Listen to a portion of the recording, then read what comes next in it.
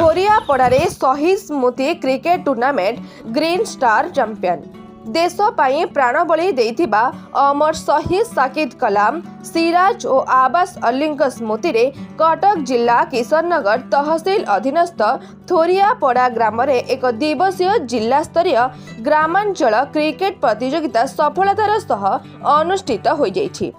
एही टूर्नामेंट रे मोट 8 गोटी दल अंशग्रहण करथिले। अंतिम तथा फाइनल मैच फकीरपड़ा एवं थोरियापड़ा ग्रीन स्टार मध्य अनुष्ठित होइथिला।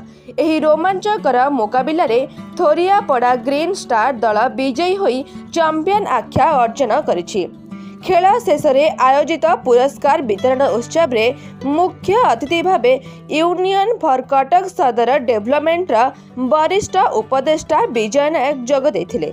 से विजयी दल को चैंपियन ट्रॉफी प्रदान करने सह खेलाड़ी मानंकु उत्साहित करथिले।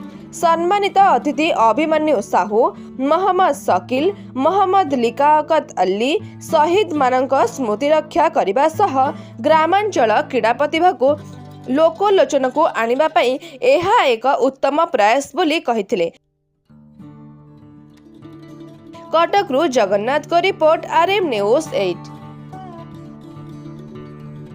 अभिमन्यु साहू पूर्वतन सरपंच ईशाणी बरमपुर ग्राम पंचायत यूनियन फॉर कटक सदर डेवलपमेंट जड़े सक्रिय सदस्य। आज जो थोरियापड़ा फील्ड रे आज जो फाइनल मैच थिला एक्चुअली ए मैच रे आम संगठन यूनियन फॉर कटक सदर डेवलपमेंट अध्यक्ष प्रोफेसर मनोज कुमार नायक विजय की जड़े विशिष्ट शिक्षाविद समाजसेवी जोग देवार थिला। मात्र किछिटा असुविधा हेतु से आज जोग दे पारिले नै। सेतिपई आमे संगठन तरफ दुख प्रकाश करूछु। आगामी दिन रे यही अनुष्ठान बा ये क्लब जितेबाला भी खोज निश्चित भाव में संगठन तरफ आम भी कथा दौचु भाई निश्चित भाव में आसिक जोग देवे।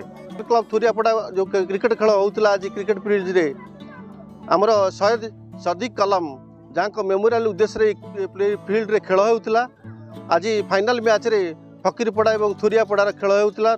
एवं थोरियापड़ा विनर टीम भाव घोषित है। खेल भल सुंदर रोमांचकर थिला एवं फील्ड बढ़िया था। दर्शक बहुत संख्यार जोग देते।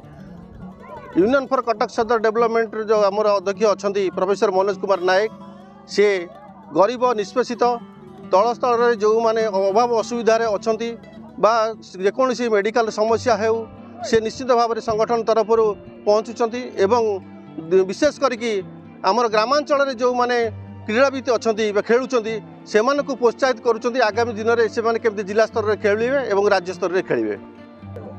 मो ना अभय कुमार साहू ग्राम थोरियापड़ा।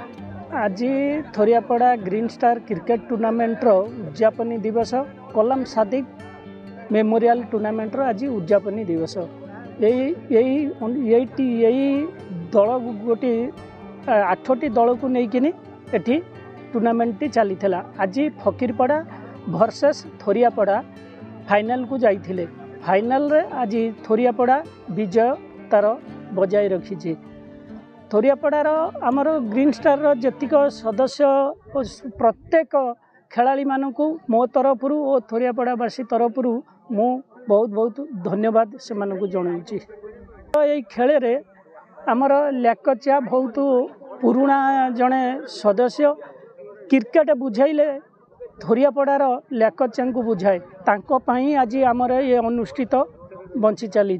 मु चाहूँगी एमती आगामी दिन में चित्ताकर्षक भाव में चालू। आउ काली ठारू आमर ये थर्ड पिच छुआ आमर डिमांड करते ये थर्ड पिच रो भी काम आमर स्टार्ट हो।